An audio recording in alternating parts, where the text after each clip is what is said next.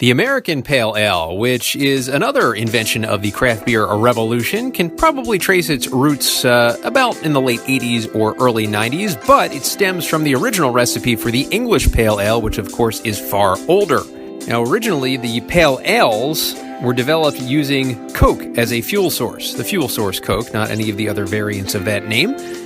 Now, before that, roasting malts were done over peat or wood fires, but the use of Coke made the ales lighter colored and lighter flavored as well.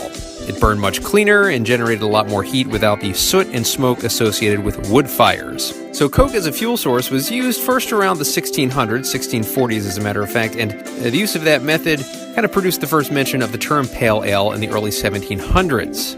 Now, pale ales would be brewed in the United States during the 1800s and 1900s, but not many people drank them in the U.S., as the lager was the more popular type of beer at that time period. Then, of course, you had Prohibition settling in the early 20th century.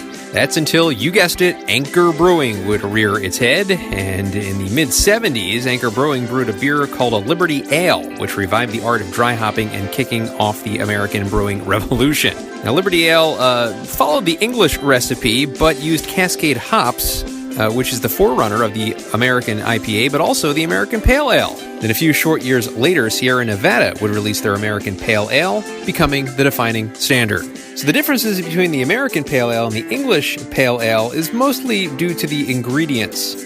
English Pale Ales, otherwise known as bitters, are nutty, more robust due to the use of British pale malt, while American malt gives a softer and somewhat crisper feel. American Pales are slightly less balanced. They're a little bit stronger in the hop profile than the English versions. And the flavors of hops are different as well. The American side usually goes a little more citrusy and pine resiny, maybe a little more IPA-like, I guess you could say, while the English versions have that old world character of floral earthiness. So in the American Pale Ale style, we're looking at kind of a straw-like pale golden to deep amber colored, possibly hazy if dry hopped. Aroma-wise, medium to strong hops, very hoppy citrus notes possible, fruity esters moderate at most.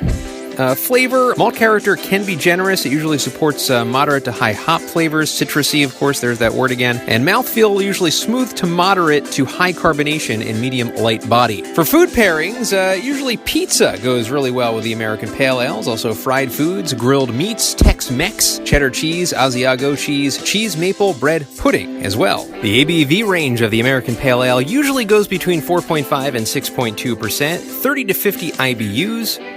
And we serve it usually in a pint glass or becker, nonic, or tumbler.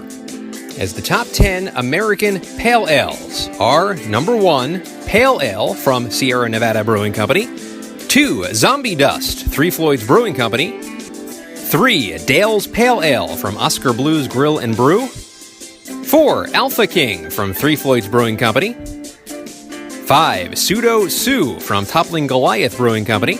6, Daisy Cutter from Half Acre Beer Company. 7, 420 Extra Pale Ale from Sweetwater Brewing Company. 8, Mirror Pond Pale Ale from Deschutes Brewery. 9, M.O. from Maine Beer Company.